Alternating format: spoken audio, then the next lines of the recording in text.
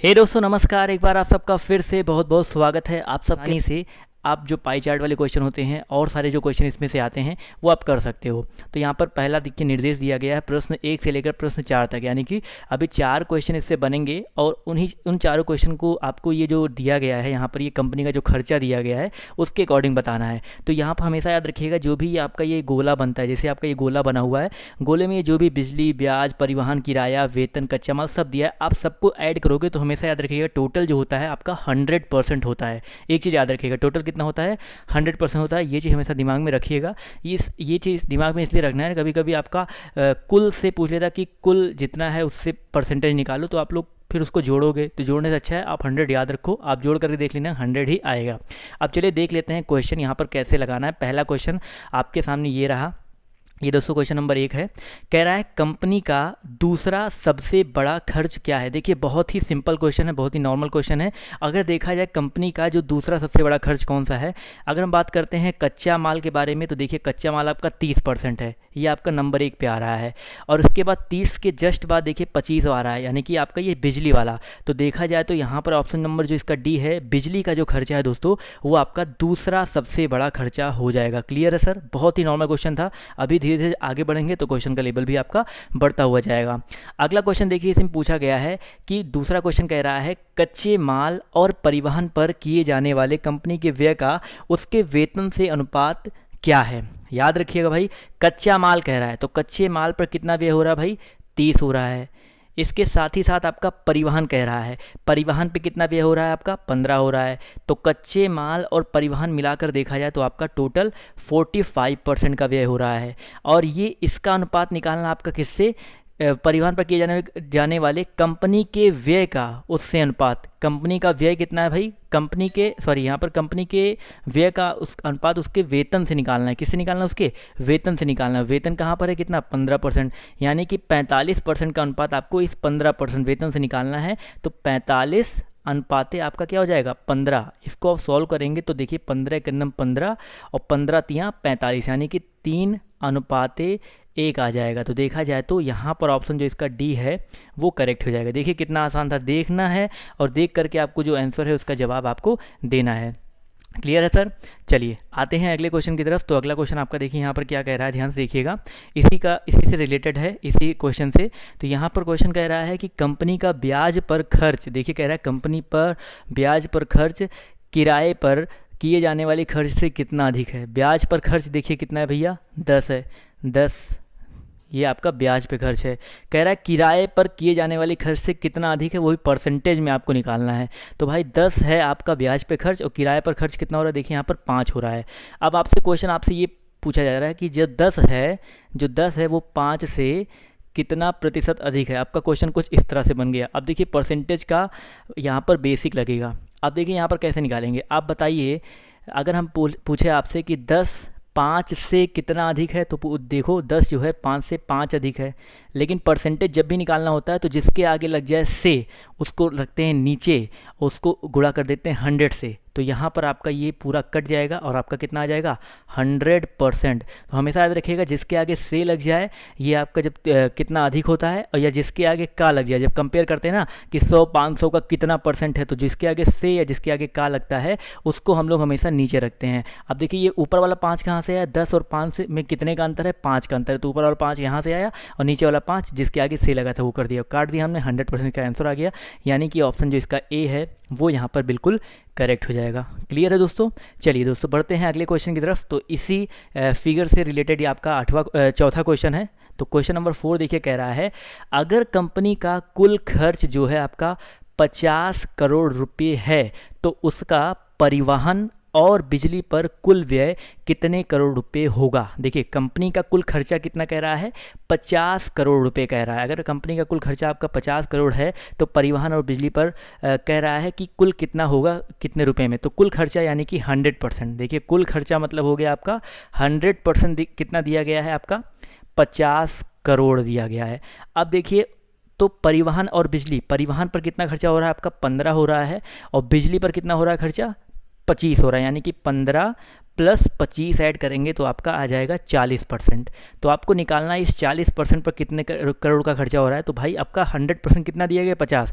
If 100% is equal to 50 crore तो आपको 40% का मान निकालना है। तो कैसे करेंगे भाई, 100% बराबर 50 है तो 40% बराबर 50 बटे ऊपर वाले ये 100 हो जाएगा। एक एक नियम लगाइए और गुणे कर देंगे आपका 40। तो सिंपल सा जोड़ घटाव करना है, 50 दूना 100 और 2 20 से 40, यानी कि आपका कितना आ गया 20 करोड़ रुपये आ गया।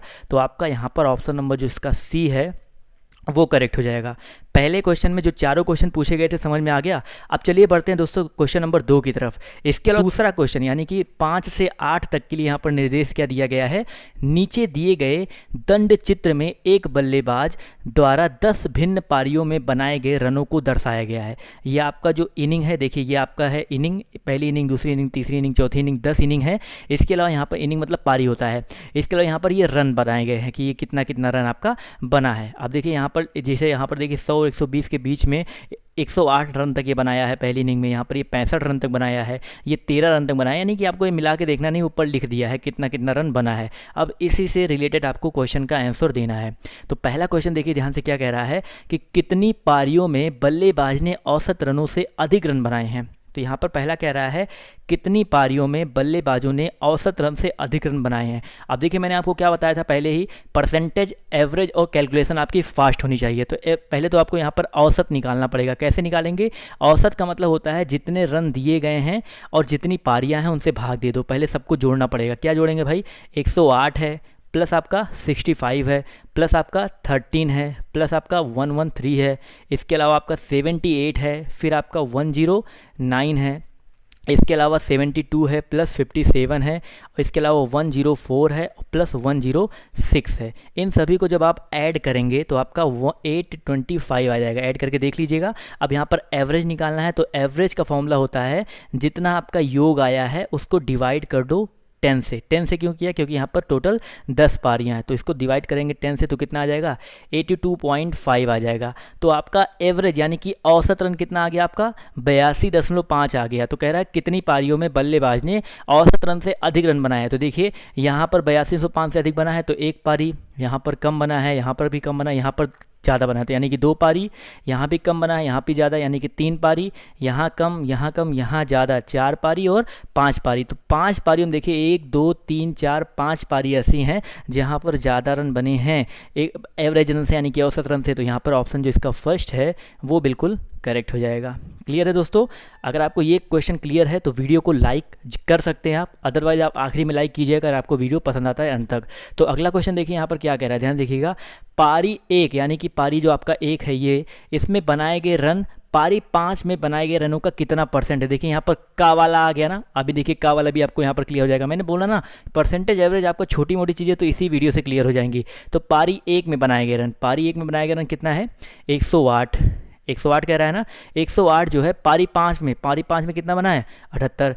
तो 108 कह रहा है पारी 1 में बनाए गए रन, पारी 5 में बनाए गए रनों का, इसका 78 का 108 पूछ रहा है, 108 78 का कितना परसेंट है। अब देखिए वहाँ पर जब भी पूछा जाए कितना अधिक है कितना कम है तब तो हम भाई उनका अंतर निकाल लेते हैं, लेकिन यहाँ पर अगर इस तरह से पूछा जाए कितना प्रतिशत है तो 108 78 का, तो याद रखिएगा 108 78 का कह रहा है तो 78 को हम लोग रखेंगे नीचे। 108 78 का कितना परसेंट है, गुणे कर देंगे हम लोग 100 कर देंगे।